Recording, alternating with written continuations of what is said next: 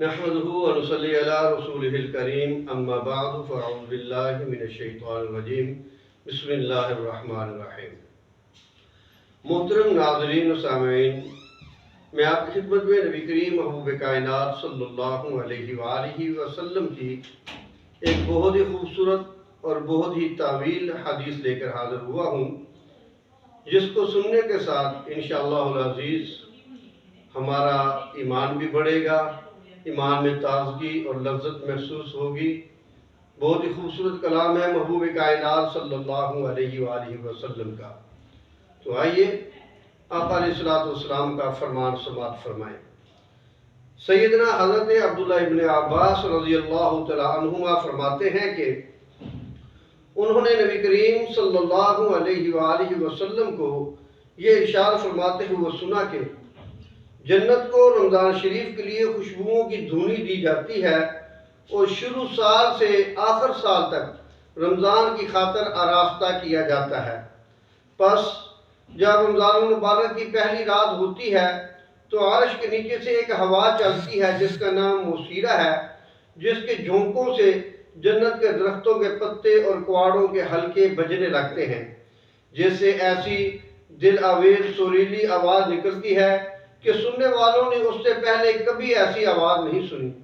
پس خوشنما آنکھوں والی حوریں اپنے مکانوں سے نکل کر جنت کے بالا خانوں کے درمیان کھڑے ہو کر آواز دیتی ہیں کہ کوئی ہے اللہ تعالیٰ کی بارگاہ میں ہم سے منگنی کرنے والا، تاکہ اللہ جل شانہ اس کو ہم سے جوڑ دے۔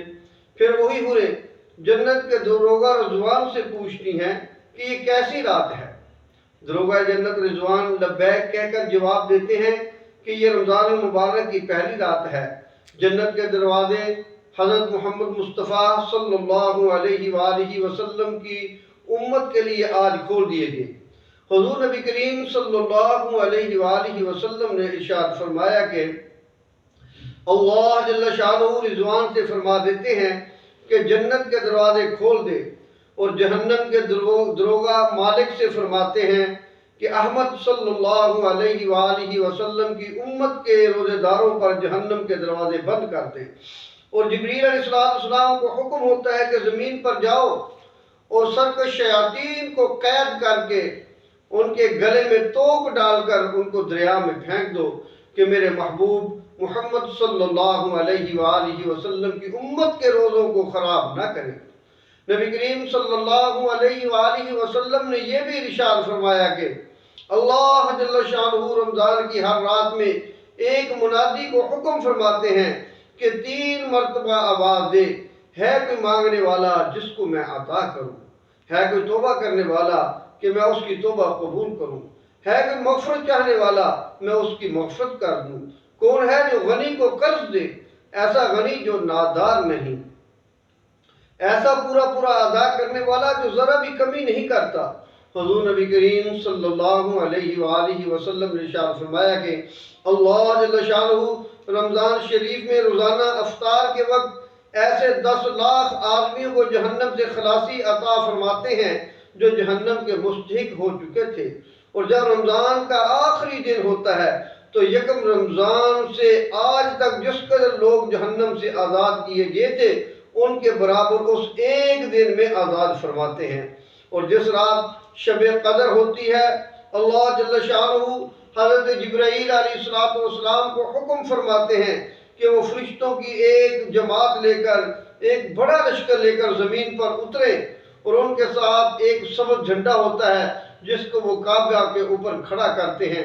اور جبرائیل علیہ السلام کے 100 بازو ہیں، جن میں سے 2 بازو کو صرف اسی رات میں کھولتے ہیں جن کو مشرق سے مغرب تک پھیلا دیتے ہیں۔ پھر جبرائیل علیہ السلام فرشتوں کو تقاضا فرماتے ہیں کہ جو مسلمان آج کی رات کھڑا ہو یا بیٹھا ہو، نماز پڑھ رہا ہو یا ذکر کر رہا ہو، اس کو سلام کرے، مصافحہ کرے اور ان کی دعاؤں پر آمین کہیں۔ صبح تک یہی حالت رہتی ہے۔ جب صبح ہو جاتی ہے تو سیدنا جبرائیل علیہ السلام آواز دیتے ہیں کہ اے فرشتوں آؤ، اب کوچ کرو اور چلو۔ فرشتے سیدنا جبرائیل علیہ السلام سے پوچھتے ہیں کہ اللہ تبارک و تعالیٰ نے احمد صلی اللہ علیہ وآلہ وسلم کہ امت کے مومنوں کی حاجتوں اور ضرورتوں میں کیا معاملہ فرمایا۔ وہ کہتے ہیں کہ اللہ جل شانہ نے ان پر توجہ فرمائی اور 4 شخصوں کے علاوہ سب کو معاف فرما دیا۔ اور صحابہ کرام نے پوچھا یا رسول اللہ صلی اللہ علیہ وآلہ وسلم وہ 4 شخص کون ہیں؟ ارشاد ہوا کہ ایک وہ شخص جو شراب کا عادی ہو، دوسرا وہ شخص جو والدین کی نافرمانی کرنے والا ہو، تیسرا وہ شخص جو قطع رحمی کرنے والا ہو اور ناطے توڑنے والا ہو، اور چوتھا وہ شخص جو کینہ رکھنے والا ہو۔ ان 4 کے علاوہ اللہ تبارک و تعالیٰ سب کی مغفرت فرما دیتے ہیں۔ اور پھر جب عید الفطر کی رات ہوتی ہے، اس کا نام آسمانوں پر لیلۃ الجائزہ، انعام کی رات سے لیا جاتا ہے۔